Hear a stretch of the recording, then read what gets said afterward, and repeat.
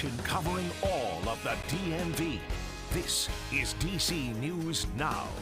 Good afternoon. Thank you for joining us for the news at noon. I'm Tosin Fakile in for Mark Hall. Breaking now, 27 people are on their way to the hospital with minor injuries after a University of Maryland bus crashed into a light pole. Now, according to Prince George's County Fire and EMS, the crash happened at 10:20 at the intersection of Baltimore Avenue and University Boulevard. We have a crew headed to the scene. We'll have more information coming up, so stick with us.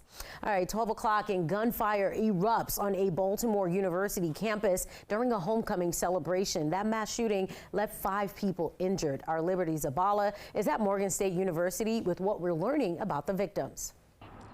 It's still a very active police investigation on campus, as you can see behind me. It was terrifying moments for students here on a day that should have been all about celebration, but ended with 4 men and 1 woman struck by bullets. Baltimore police reported the 5 victims suffered non-life-threatening injuries. The victims ranged in age from 18 to 22 years old. Police did not release any information regarding any suspects or arrests at this time.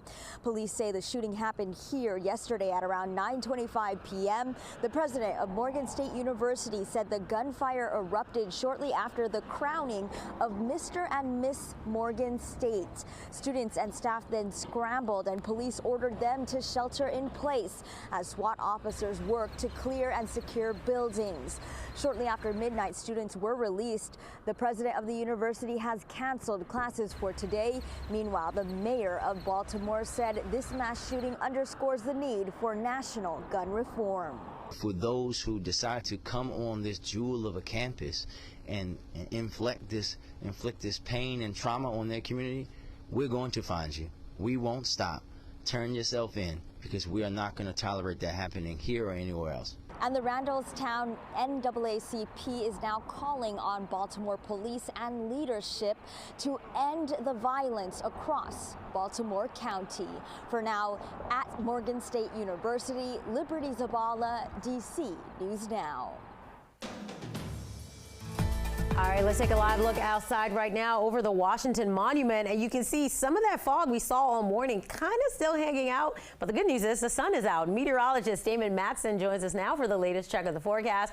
And Damon, I have to tell you, I'm tired of this 80-degree weather. It needs to go back to fall. Oh, that's a different take. I've heard a lot of people liking this warm weather. Take it back. All right. Well, Tosin, I do have good news for you and anybody out there that's hoping for some cooler weather. It's on the way, slowly but surely. Now, we started out the morning definitely on the cooler side, especially into the Shenandoah Valley. Look at that, Winchester and Martinsburg down into the low 50s, some upper 40s as you were right near the Blue Ridge Mountains. Still a little mild once you made it to D.C., the low only dropping down to 64 degrees. But after that cool start with some of that fog, yes, the abundant sunshine, it has brought our temperatures up very quickly already. We're at 80 degrees in Culpeper at this hour, 79 in D.C., and just a little bit cooler in some of those locations that were down in the low 50s this morning, like Winchester and Martinsburg. But just like the last several days, with how sunny it continues to be, we will end up seeing those temperatures jump back into the 80s one more time, as today should be the peak of this warm-up, if you will. Not that it's going to be, again, much different than Monday and Tuesday. We're talking highs in the mid-80s by 3 to 4 o'clock this afternoon before we do start to see those temperatures drop as we head into the evening time. Now, as we roll on, though, into Thursday, Friday, there's a cold front approaching from the west. Just how much is that front going to drop our temperatures? And is it going to actually bring rainfall back to the DMV, or is it going to continue to stay dry? We'll have a full look at your forecast coming up here in just a bit. Looking forward to that. Thank you, Damon. Happening now, the largest healthcare strike in American history, as Kaiser Permanente and the coalition of unions work to negotiate a new contract. Alex Juarez spoke to those on the picket line this morning. Kaiser optometrists and pharmacists are striking right outside of their place of work, and they're chanting what they want to fix unsafe staffing levels, and they also say they need a pay increase. 1, 2, 3, 4. We won't take it anymore. It's not happening today. It's been happening. Negotiations underway for weeks as a national healthcare worker contract reached the end of its term. 5, 6, 7, 8, Kaiser, come negotiate. The nonprofit healthcare organization and coalition of unions have not been able to reach an agreement. We have been trying to get the Kaiser executives to bargain in good faith with us. What they want: to fix unsafe staffing levels and increase pay to a competitive rate.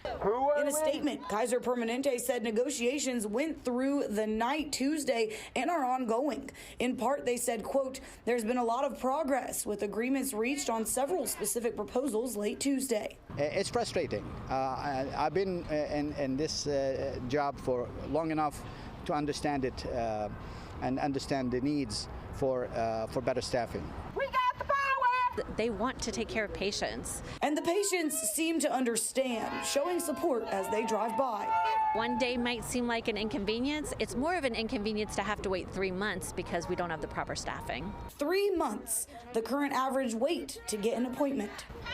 Not profit. And while you'll see the groups out here picketing in Springfield today, over the rest of the week, they will be at different locations of the Kaiser across the region where they'll be handing out flyers to patients explaining exactly what they're doing, why this strike is happening, and why it's important, not just for the workers, but also for the patients. In Springfield, I'm Lex Juarez, DC News Now.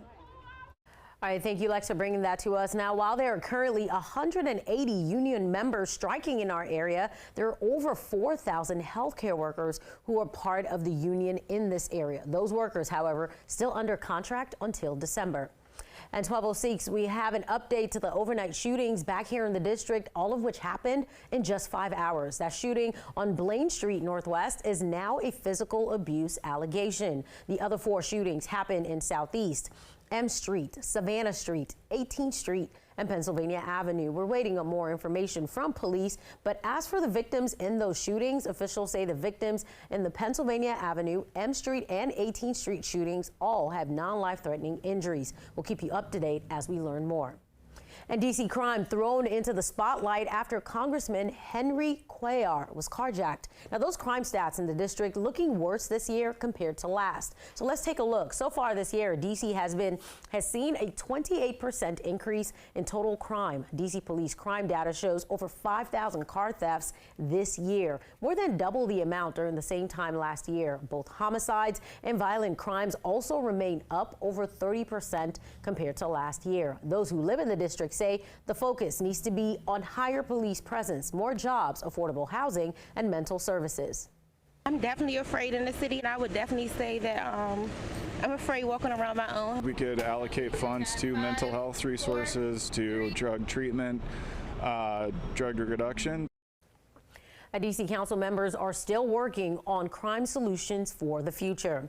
And one of those council members is Brooke Pinto. Pinto wants to make her emergency crime legislation permanent. That bill gives judges more flexibility in holding suspects in jail who commit violent crimes, including juveniles. But not all district leaders are convinced everyone who commits a crime deserves more time in prison.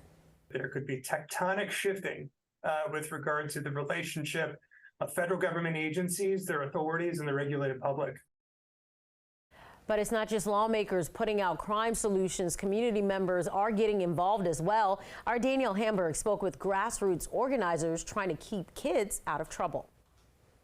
It just breaks my heart to hear how many families had to bury their loved ones. Joanna Hardy, founder of Guns Down Friday, talking about the recent gun violence in D.C. She says D.C. is resource heavy, but not reaching the kids who need those resources. When you go to the average kid that's struggling, that's suffering, that's carrying a gun, and you ask them, what program are you in? What did you do this summer? They'll say nothing. Hardy says her method is working to keep kids off the streets through intense mentorship for those affected by gun violence and making sure kids are in after-school programs. Sometimes it's just an Uber ride to school because they're afraid to walk to school. Sometimes it's just somebody just being there, just picking up the phone saying, you know, did you eat today? How you doing? Kids is willing to go do stuff, though, if you do it with them. Marcellus Queen works with her often and runs his own nonprofit. I take high-risk kids that I know for a fact has the potential of getting into a situation or committing a crime, and I try to plug them into the most programs that make sense. He's been shot, spent time in prison, and is trying to keep kids away from his path. If you don't break them down to the point to see the agitating factors, then you're not going to really understand, or you're not going to be able to stop crime. Reporting for DC News Now, I'm Daniel Hamburg. And Prince George's County is the latest in our region to try and end tipped minimum wage. The county council introduced a bill that would require restaurants to pay employees minimum wage in addition to any tips earned by 2028. This follows similar action taken by DC and Montgomery County. A tipped employee is someone who makes at least $30 a month in tips. Right now, employers can pay tipped workers $3.63 per hour. Now, that hourly pay would slowly increase every year until it reaches $13 per hour. Then in 2028, restaurants will have to pay workers at least minimum wage. In Maryland, that's set to be $15 an hour. All right, it is 12:11. Let's talk some sports. In a short week, it's tough in the NFL, but when you play on Thursday after a game on Sunday, it gives you an opportunity to win 3 days earlier. And that's what the Commanders are striving for this week. Alex Flum has more from Ashburn. Following a thrilling overtime loss to the Philadelphia Eagles, the Washington Commanders are 2-2 to start the season, and they don't have much time to regroup this week as they're getting ready to take on the Chicago Bears at home on Thursday night. You know, it would have been outstanding to come away from the Philly game with the victory. Well, we've got to build on it now, so we've got a big challenge ahead. It's, you know, this is a very hungry team coming in, so you know, we've got a big job ahead of us. It's a tough loss at the end. At the end of the day, you got to move on because it's such a short week. So it definitely gets you're excited to get back out there quicker.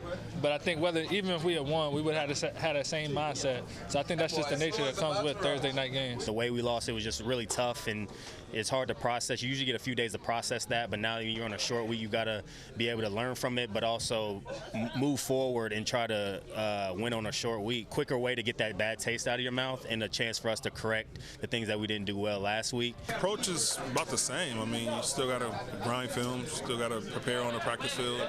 It's just less time to do it in, and your bodies don't recover as fast. But at the end of the day, we still got to go out there and perform in a football game. I mean, that's what it comes down to. The Commanders and Bears are set for an 8:15 p.m. kickoff on Thursday night at FedEx Field. The Bears, by the way, winless entering this one. They are 0-4 to start the season. Reporting in Ashburn, Alex Flum, DC News Now.